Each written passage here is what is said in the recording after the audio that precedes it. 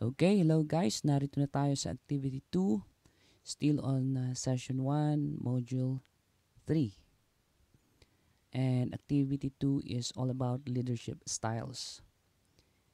Here are the objectives of Activity 2. One here is identify the characteristics or qualities of a good leader. Natutukoy ang mga katangian ng isang mabuting pinuno or leader. And then define and demonstrate different leadership styles na ipaliliwanag at na isasagawa ang mga iba't ibang estilo ng pamumuno. Recognize that leadership styles should change according to context or situation. So, napag-aalaman ang mga iba't ibang estilo ng pamumuno ay pwedeng nag-iiba depende sa sitwasyon. Okay, so yan ang mga layunin natin sa Activity 2. So, tingnan natin ito. Look at the picture of this famous business leader and one of the richest persons in the world.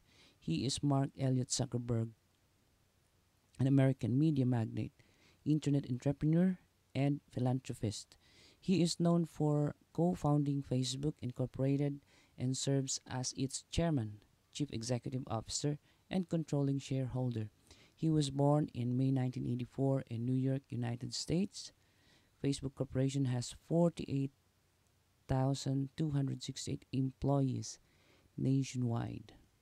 So, kilala nyo kung sino ang founder or co-founder ng Facebook. Yan si Mark Zuckerberg. Ewan ko kung tama yung pag-pronounce ko sa pangalan niya. Eto siya. Ayan. Okay. So, biruin yun. Ilang taon lang siya. 1984. So, mga 34 niya siguro, no? Or 36 pala. So, mayaman na siya. One of the richest businessman in the world. At siya ay isang leader. Do you think Mark Zuckerberg has made significant contributions to society? Why or why not? Sa tingin nyo ba, meron bang nagawa si Mark Zuckerberg na mahalagang kontribusyon sa ating sosyedad? Bakit? At bakit naman hindi? Tignan natin ang suggested answer. Yes, Mr. Mark Zuckerberg has made a significant contribution in our society by founding the social media platform Facebook. It is because Facebook has a great impact in the social media and the lives of the people around the world. Okay, syempre, siya yung nagpasimula o nagpasimuno sa Facebook. Ano ba ang kalagan ng Facebook sa social media? Meron ba? So, malaki ang impact nito sa buhay natin. Malaki ang binago ng Facebook sa buhay din natin and all the people around the world. Diba? So, yan ang significant contribution ni Mark Zuckerberg sa kanyang nagawa. What do you think are the qualities, characteristics that made him a leader of a big company like Facebook?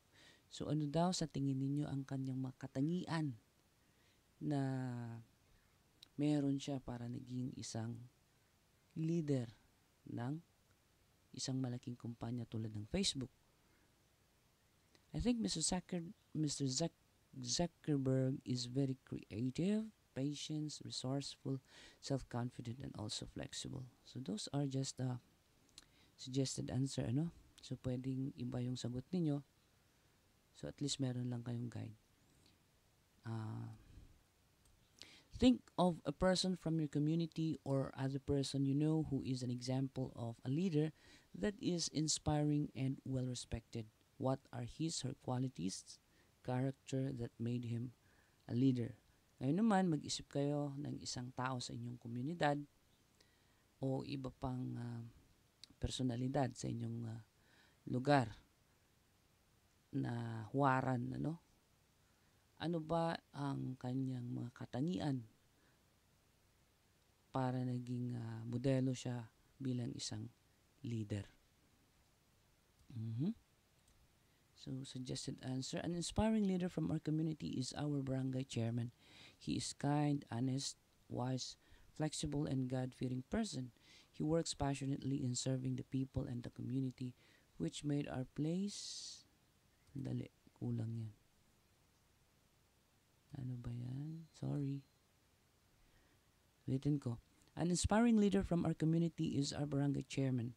He is kind, honest, wise, flexible, and God-fearing person. He works passionately in serving the people and the community, which made our place peaceful and progressive. So, ang sagot dyan is yung kanyang barangay kapitan, ano? So, pwede ring ibang tao, pwede niyong ilagay dyan. Bakit ba siya naging effective leader sa inyong lugar, no? Okay? In addition to the qualities, characteristics that you have mentioned, underline from the word or phrase list below other qualities that your community leader demonstrates. So maliban sa nabanggit na characteristics ng leader na isinulat natin sa sagot natin, pwede bang guhitan din natin dito ang mga iba pang katangian ng leader na nasa komunidad natin or yung leader na pinili natin, meron pa ba siyang ibang katangian na nandito sa kahon na ito sa lungguhitan? Yan. So, ano ba yung mga iba pang katangian dito? Enthusiasm, courage, self-control, to make decisions, clear vision, planner, believer in themselves and others, dedication, pleasant, empathic, and understanding, empathetic and understanding, generous, responsible, cooperative, and passionate. So, mamili lang kayo dyan at guhitan, ano? Each one of us can be a leader. A leader does not need to be famous or a celebrity. Each one of us can be a leader in a given situation. So, tayo daw, pwede tayong maging isang leader. Hindi naman kailangan na maging popular ka o celebrity ka para ikaw ay maging isang leader.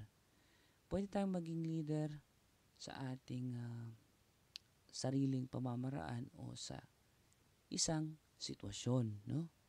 Pwede sa bahay, pwede kang maging leader ng kapatid mo, pwede sa barkada nyo, pwede ka rin maging isang leader, di ba? Yan. Read about what makes a great leader in 3.1. These are important characteristics, values, or attributes that good leaders have. Think of examples of 1 to 2 people you know who have those characteristics. So sa 3.1, ito yung mga listahan ng mga katangian, mga pagpapahalaga na meron dapat ang isang leader. Ngayon, mag-isip daw kayo ng isa o dalawang tao na merong ganitong katangian o pagpapahalaga. Okay, so narito. To help you improve your leadership skills, here are examples of what makes a great leader. Number 1 is determination. Diba, na-discuss na rin natin ito sa nakaraang activity, sa activity 1. So, ulitin lang natin, ano? Determination. A great leader has never-ending determination. He is the first one to initiate an idea and the last one to give up. It is because of a leader's determination that projects are completed. So, dapat may determinasyon ang isang leader. Sabi dyan, siya yung unang magpasimuno ng project at dapat siya rin yung pinakahuling mag-give up kung sakali man na hindi maging successful. Siya yung pinakamahuling mag-give up, hindi yung siya yung unang nag-give up. So, yun ang leader na mayroong determinasyon, no? So, dahil sa pagiging determinado ng isang leader, nagagawa ang mga proyekto. So, sino ba yung naisip ninyo na leader na mayroong determinasyon? Mag-isip ng Dalawa. Okay? Flexibility. A great leader can adapt to any situation. He sees the situation from many different angles and can adjust himself accordingly. So ito yung sinasabi ko sa inyo na dapat marunong mag-adjust ang isang leader sa anumang sitwasyon. Lalong-lalo na sa mga taong nakakasalamuha niya, dapat marunong siyang makibagay, no? O sa mga sitwasyon, pag pumupunta siya sa mga lugar, so alam niya dapat ibagay ang kanyang sarili sa kanyang makakasalamuha. So meron akong example dyan sa characteristic na yan sa activity 1. Resourcefulness, leaders don't always get what they want easily, but they are creative. They think of ways to get what they want. So, resourcefulness, ito yung isang leader, mapamaraan. So, kung may mga, halimbawa sa isang project, meron kayong ginagawang project, at biglang nagkaubusan ng mga gagamitin, dapat mabilis mag-isip yung leader kung paano susolusyonan ang problema. So that is being resourceful. No? Yan. Creativity, thinking of effective ways of doing things that don't require a lot of time, effort, or money. So, ito yung leader na dapat marunong siyang mag-isip ng pamamaraan kung paano gawin ang isang bagay para makatipid ng oras, ng pagod, at of course, pera. So, creativity. Self-confidence, people will follow a leader who believes in him or herself. This does not mean being arrogant, rather it means trusting in yourself and your abilities. So, alam niyo daw, ang leader na mayroong tiwala sa sarili o may kumpiyansa sa sarili, ito yung leader na sinusunod ng mga tao, no? So, wag lang sobrahan ang self-confidence. Minsan, kung masyado namang sobra ang tiwala sa sarili, ang leader nagiging mayabang, di ba? So, pwede naman yung medyo mayabang lang, pero tama naman yung mga sinasabi niya. No? So, may mga leader na ganun kasi. Pwede mong ipagmayabang, maging proud ka sa sarili mo, pero dapat napapatunayan mo yun, no? So, doon kasi bumibilib minsan ang mga tao sa isang leader na mayroong self-confidence. Next is positive attitude or optimism. A great leader has a positive outlook and tries to make the best out of everything. So, meron dapat positibong pananaw ang isang leader, no? So, dapat kung meron kang positibong pananaw, tinitignan mo ang mga bagay-bagay ay lahat pwedeng gawin, walang imposible. So, parang ganun, di ba? Kaya natin to. Matatapos natin to. Yun, that is a positive attitude of a leader. Responsibility. A great leader understands that whatever happens in his team, whether good or bad, is his responsibility. He does not take all the credit for work well done and does not blame others when there is failure, no? So, dapat ang leader, meron niyang responsibilidad. So, sabi dyan, masama man o maganda ang kinalabasan ng isang gawain, pag ikaw ay leader, responsibilidad mo yun. Kung pumalpak sana, huwag kang magturo ng mga kasama mo. Dapat tanggapin mo, no, na may mga pagkakamali rin minsan, failures din minsan. So, dapat maging responsable ka sa mga bagay, anuman ang kinalalabasan. Okay? Huwag kang manisi. Kasi ikaw yung leader. Si ganito kasi, hindi niya, hindi ganun, no? So, dapat look out mo yun kung bakit nangyari yun sa isang proyekto.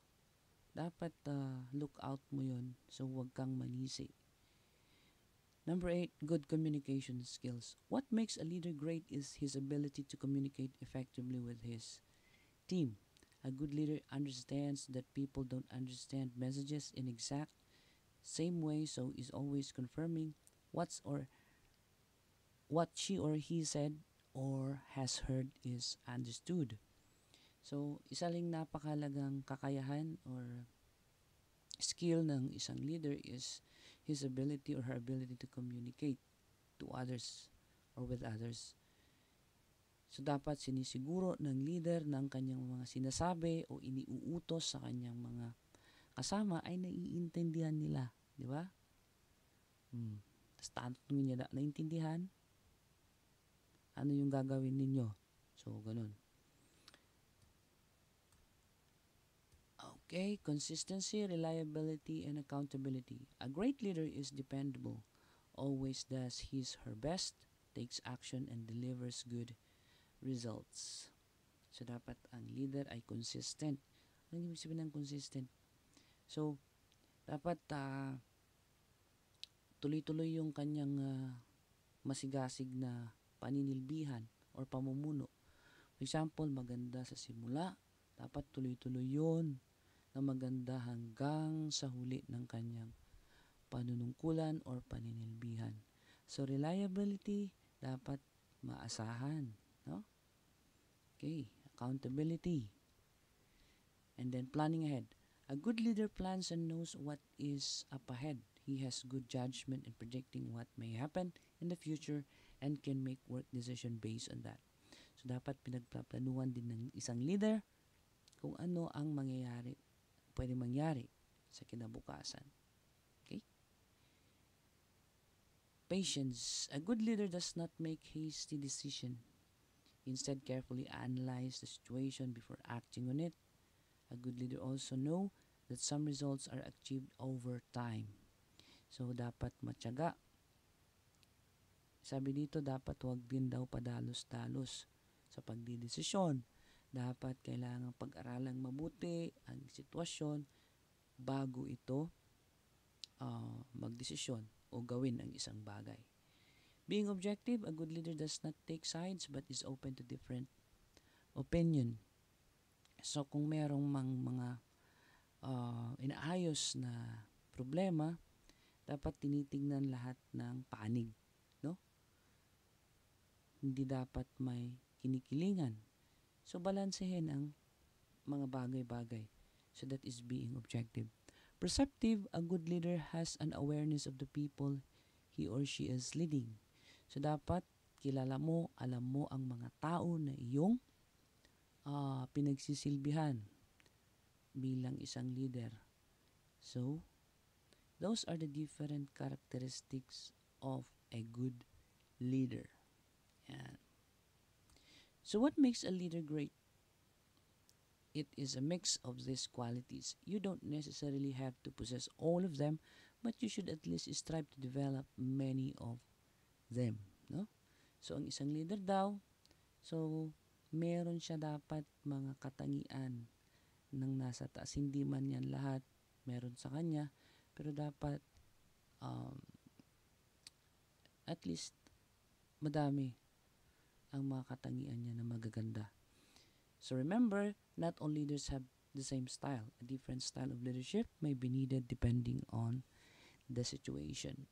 So, ang mga leader din, meron kanya-kanyang estilo yan. So, hindi lang iisa ang estilo ng pagiging pinuno. Depende yan kung anong sitwasyon, pwede niyang gumamit ng iba't ibang estilo sa kanyang panunungkulan. Diba? So, susunod yung mga leadership styles. As a leader, it is important to understand the different styles of leading.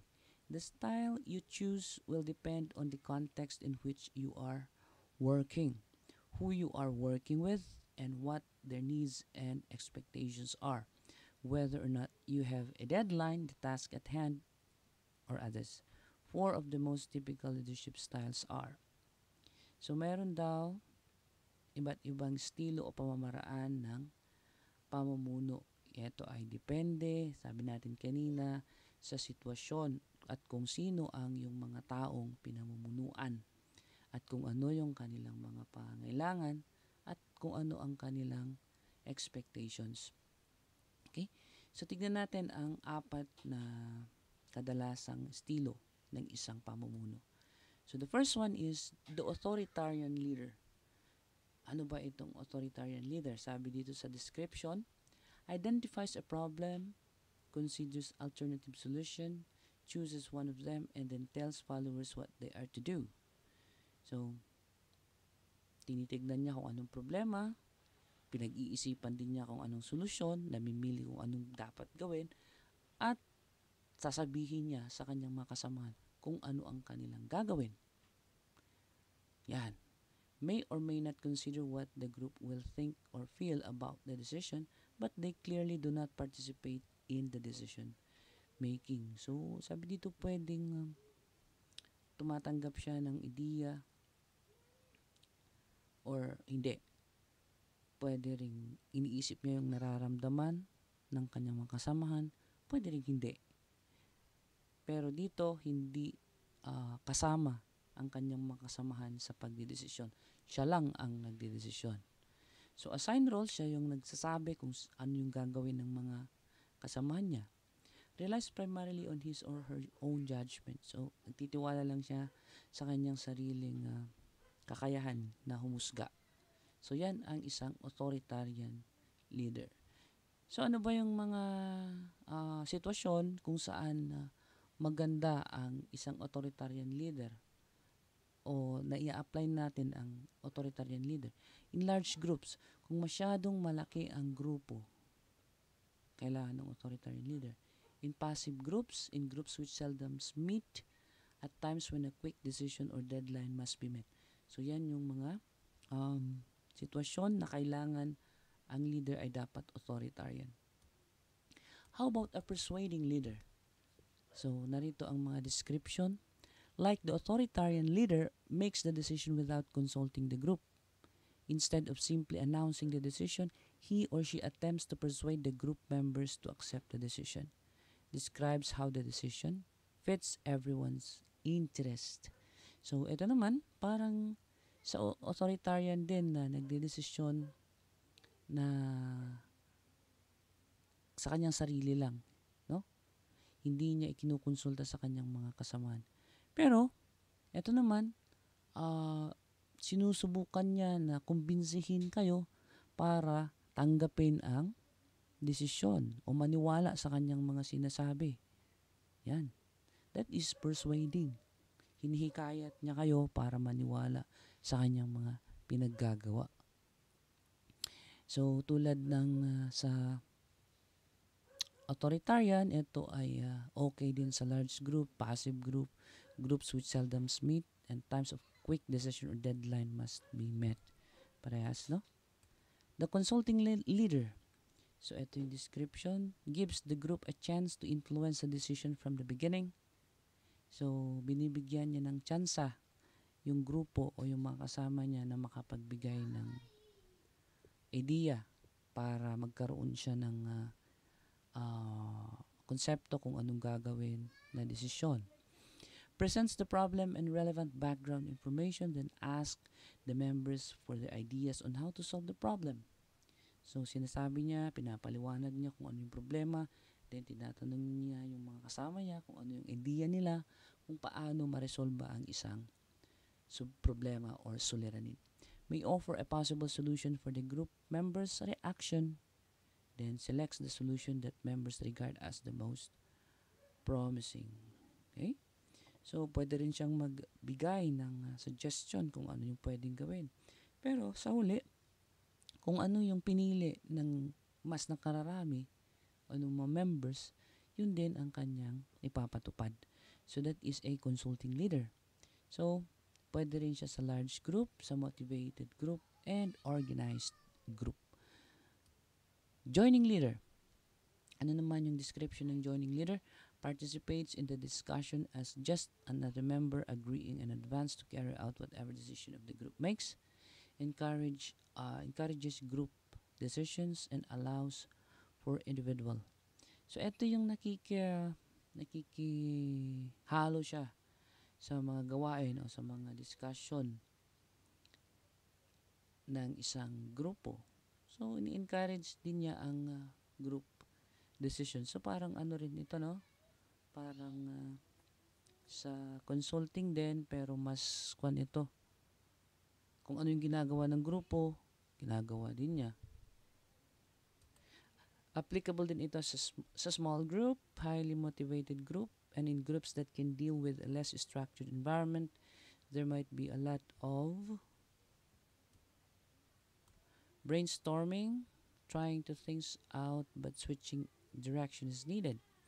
In groups which have a relative high need for independence, in groups where the members have the necessary knowledge and experience to deal with the problem, in groups where the members expect to share in decision making.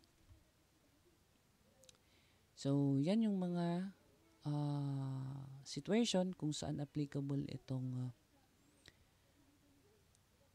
joining leader.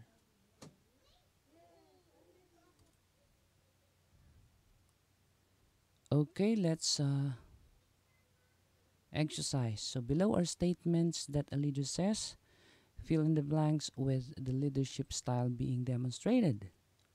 So meron sinasabi yung leader dito. Tapos tukuyin natin kung anong estilo ng leadership ang leader na yan, no? Number 1, I already have the solution to our problem. I did not have time to consult you because you are all busy. That I assure you that this solution will benefit all of you, so please accept it. So, anong sinasabi niya?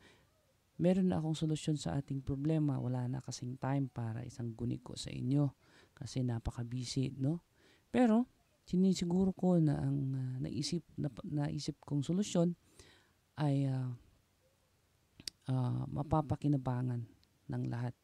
So, please, tanggapin na lang natin or ninyo. So, anong klaseng leadership or leadership style yan? It's persuading. Di ba? So, hinihikayat niya kasi na maniwala sila sa kanyang decision. Persuading yan. Number 2, I have given you the background information about our company's problem. I think we should transfer to a new location, but I would like to get your views before I make the final decision. I am open to your recommendation. So, sabi niya, binigay ko na sa inyo kung yung mga impormasyon para sa problema ng ating kampanya. So, kailangan nating makalipat na sa bagong lokasyon, pero kailangan kong marinig ang inyong mga kaisipan bago ako magdesisyon. So, tinatanggap ko or I'm open kung ano man ang inyong mga mungkahi, sabi niya. So, anong estilo yan? That is consulting, di ba? So, sinasabi niya sa kanyang mga kasama ang problema, tapos tinatanong niya kung ano yung kanyang kaisipan. So, sinasabi niya na kung ano man ang recommendation, open siya for suggestion. So, consulting yan. Number 3, I own this company and I have been running this for the last 10 years. Mia, contact the supplier at once. Dan, this is not the time to ask many questions. Inform our field offices immediately about my decision. So, ano naman yan? Authoritarian. Please feel free to discuss the issue among yourselves. You may ask me for guidance if you need to, but I leave the decision entirely up to the team. So, that is a joining style of leadership. So, let's apply. Reflect upon and write about your own leadership style in the writing space below. Suggested answer. I had been assigned as a group leader to several activities in our class. Sometimes I tend to be authoritarian leader when there is a need to decide quickly on things, but usually I ask the opinions of others and ask them to decide in group after the ideas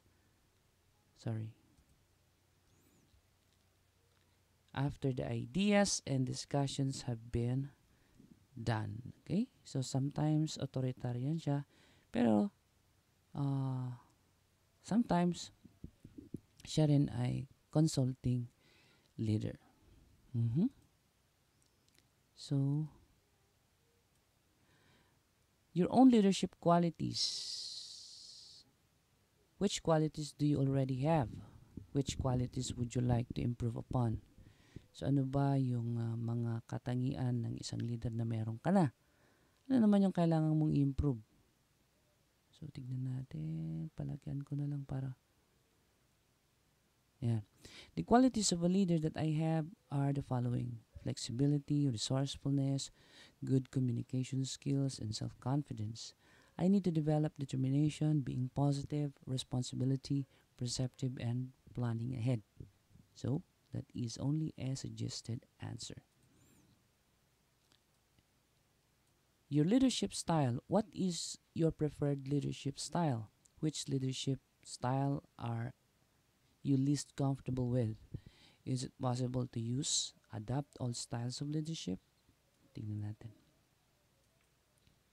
I prefer a consulting leader, especially when it comes to decision making. Involving others in the discussion and decision making will provide an opportunity to learn from each other and would bring the best ideas from the group. But it is possible to adapt all types of leadership style depending on the situation and circumstances. Okay, that is only a suggested answer. You may have different answer for that. Okay, so that is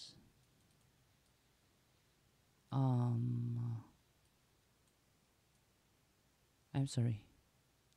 So that is activity 2. So this writing space, isusulat lang ninyo dito kung merong mga bagay-bagay o ideya na gusto ninyong matandaan, no? O kaya meron lang kayong mga hindi nagkasya na sagot, so pwede ninyong ilagay din dyan. Okay? Kung wala naman kayong isulat, okay lang din na wala na blanco yan. Okay? So that is activity 2. Medyo mahaba. Okay?